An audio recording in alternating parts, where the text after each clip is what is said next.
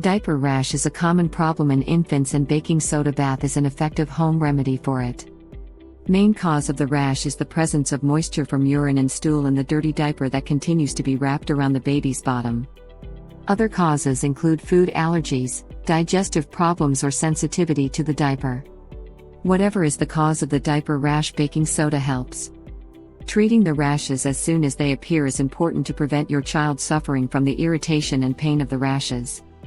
Another reason to fix the diaper rashes quickly is to ensure that it doesn't result in yeast or bacterial infection. So, let's get straight into why it works and how to give your baby a baking soda bath to get rid of the rashes. Baking soda, sodium bicarbonate, is alkaline in nature. It balances the pH levels of the body.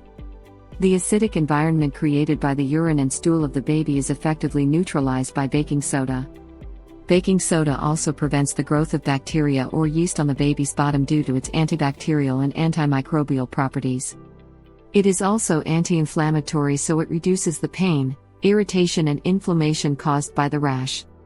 Since the baby's skin is tender and sensitive, direct application of baking soda is not recommended. It may irritate the skin. Diluted baking soda in water is a very effective method to use it on the baby's bottom. Baby also feels comfortable sitting in that water. Fill the baby's bathtub with warm water.